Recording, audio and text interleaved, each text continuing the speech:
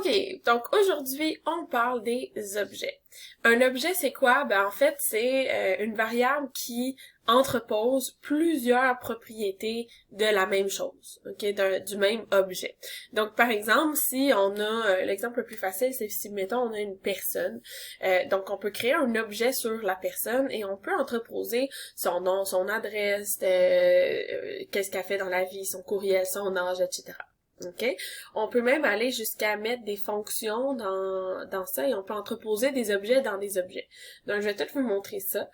Une chose qu'on verra pas, mais qui est super pratique avec les objets, c'est qu'on peut bâtir des constructeurs d'objets et c'est là que ça devient super intéressant d'utiliser les objets. Donc, comment on crée un objet en partant? Ben, on crée une variable, donc par exemple une constante, et là, on va l'appeler personne, juste parce que nous, on va créer une personne pour le premier objet. Donc, une constante de personne, et on va l'assigner à une valeur. Par contre, c'est pas une valeur genre, tu sais, constante personne, on aurait pu mettre valeur Marilou, puis ici, si je console log, ici, et je mets personne, ouais. Ici, j'ouvre mes comme ça. Voilà, donc ça vient Marilou. Mais en fait, c'est pas ça qu'on veut parce que nous, on veut avoir plusieurs propriétés. On veut que notre personne, elle ait un nom de famille, une adresse, et tout plein de choses. Donc, à la place de faire ça ici, on va utiliser les curly braces, ok, qui est les espèces de petites parenthèses comme ça. Et là, on va pouvoir mettre toutes les propriétés qu'on veut dedans. Donc, par exemple, on peut y aller avec prénom. Donc, prénom, 2 points. Et là, son prénom, on le met entre les guillemets. Mettons qu'on l'appelle Bob. OK? On l'appelle Bob. Et après, on va mettre une virgule parce qu'on met une deuxième propriété ou une deuxième clé. OK? Ensuite, on va y aller avec le nom. Donc, le nom de famille. Bob, on va l'appeler, comment? On va l'appeler Bob Robert. Voilà. Bob, il fait quoi dans la vie? Donc, on peut lui donner un job. Un job. Il fait quoi? Bob, il va être comptable. Et on peut lui donner un âge. Donc, il a quel âge? Bob, il a quel âge? Il a, on va dire, 56 ans. Et là, on arrive, par exemple, j'ai pas enregistré, si mettons on enregistre. Donc là, on a déjà 4 propriétés, le prénom, nom, job et âge. Si j'enregistre ici, ben je vois mon objet. Donc j'ai ici ma petite flèche que je peux cliquer dessus et j'ai mes 4 propriétés. Donc 56 ans, une job, il est comptable, son nom de famille c'est Robert et son prénom c'est Bob. Et ça, c'est mon objet personne. OK? Donc, comme ça, on peut aller chercher l'objet au complet. Si je veux, par exemple, aller chercher juste quelque chose, une propriété dans mon objet, ok? Je vais créer une valeur juste pour entreposer les choses pour pas que on soit obligé de tout le temps voir tout dans le ici, puis à la place de loguer personne, je vais loguer propriété parce qu'on va aller voir les propriétés différentes. OK? Donc là, j'ai rien, j'ai undefined parce que ici, j'ai déclaré ma variable, mais je l'ai pas assignée à rien. Bon, mettons qu'on l'assigne, fait qu'on propriété. Mon Dieu, j'ai de la misère à écrire ça, c'est mieux. Je vais le copier, ça va aller mieux. Donc, propriété.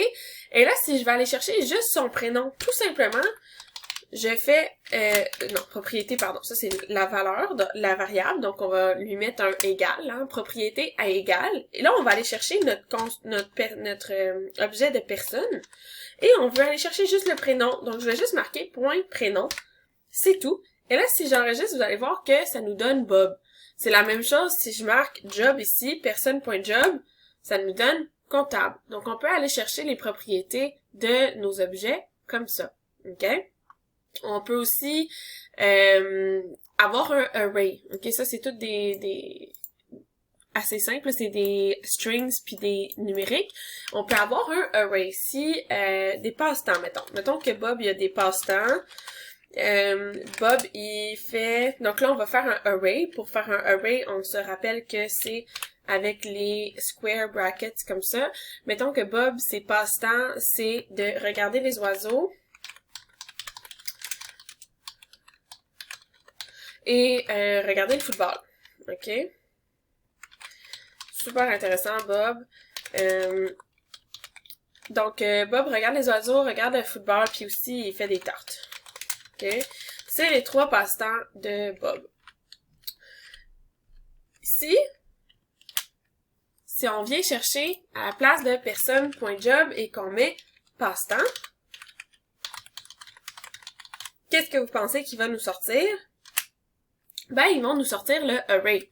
OK? Regarder les oiseaux, regarder le football et faire des tartes. OK? Les 3 passe-temps de Bob. Si on dit, OK, mais nous, on veut juste voir c'est quoi le premier passe-temps de Bob, est-ce que vous vous rappelez comment on a vu dans le dernier vidéo ou l'avant-dernier pour aller chercher les choses précises dans les arrays? Donc, si le passe-temps, on veut voir juste le premier passe-temps de Bob, mais on peut rajouter ici les square brackets puis écrire 0. Parce qu'on se rappelle que dans les arrays, on a les positions 0, 1 et 2. Donc, on a trois valeurs, mais on les positionne en 0, 1, 2. Parce que les arrays sont zero-based. OK? Donc, en allant chercher personne, point passe-temps, 0, ben on va aller chercher ici le premier passe-temps de Bob. Donc, si j'enregistre, on voit ici que le premier passe-temps de Bob, c'est bien de regarder les oiseaux. Et j'ai fait une erreur... oiseau, O-I-S-E-A. Oups. A-U-X, je crois.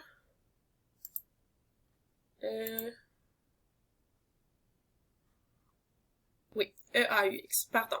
Donc, Bob regarde les oiseaux. Si on veut aller chercher son deuxième passe-temps de regarder le football, on met ici le 1 et on arrive à notre deuxième passe-temps. Et pour le troisième passe-temps, on met le numéro 2.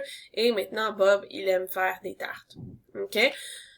Ensuite, quoi d'autre? Donc, on peut aussi faire... OK, ça c'est intéressant. On peut faire un autre objet dans l'objet. Donc, Bob, mettons qu'il y a une adresse, OK? Il habite à quelque part. Mais son adresse, si on met une adresse comme ça, donc on crée une propriété adresse. Si j'écris son adresse comme ça, OK? 156, Boulevard des Perdus, Nowheresville... à Nowhereville, puis on met ça au Canada, OK? Puis mettons qu'on lui donne un code postal aussi, là. Voilà. Le problème avec ça, c'est que c'est sûr qu'ici, je peux venir chercher mon adresse. Je peux venir chercher personne.adresse et ça va me sortir l'adresse de Bob, donc 156 Boulevard des Perdus, Nowhereville, Canada et blablabla, le code postal. Par contre, si je vais aller chercher, par exemple, juste le code postal ou juste la ville, OK? Qu'est-ce que je fais? Là, je peux pas parce que toute l'adresse n'est qu'une seule donnée. Donc, je peux pas la séparer. Donc, ce qu'on va faire à la place, c'est que dans mon adresse, je vais créer un deuxième objet. Donc, je vais réouvrir des curly braces comme ça et je vais refaire des propriétés à l'intérieur de mon adresse. Donc, je vais avoir une propriété, mettons, rue. OK? Et là, je peux mettre ça ici. Donc, 156 des Boulevards des Perdus. On va copier ça là. Je vais rajouter, hop, ici. Ensuite, on va lui mettre une ville. Et il habite à Nowhereville. Qu'on met, oups, bien entre guillemets. Voilà. Et le pays, disons Canada. Et on lui avait mis un code postal. Donc, on va recopier le code postal ici. Voilà. J'ai effacé ici. Donc là, maintenant, Bob a une adresse qui est un objet dans un objet. Donc, si je refais ici le personne.adresse, il va me sortir maintenant un objet avec tout ça. OK? Si je vais aller chercher juste la ville, je peux marquer personne.adresse, .ville. Tout simplement. Et ça va me sortir juste Nowhereville. OK? Je peux faire la même chose avec le pays, etc., etc. Donc, avec les objets, on peut vraiment organiser notre data à la place d'avoir ici, là, on aurait pu, si, mettons, on n'avait pas l'objet, il aurait fallu qu'on fasse, bon, constante, non, égale, Bob, puis qu'on l'aurait mis comme ça. OK. Ensuite, constante, prénom, ok, il aurait fallu qu'on les fasse toutes comme ça, mais après ça, on n'aurait pas su qu'ils étaient toutes reliées à la même personne. Donc avec les objets, au moins, on sait que toutes les propriétés ici appartiennent à l'objet personne. Donc ça aide beaucoup pour structurer le code. Je vous vois dans le prochain vidéo où je vous explique comment faire une fonction à l'intérieur de votre objet.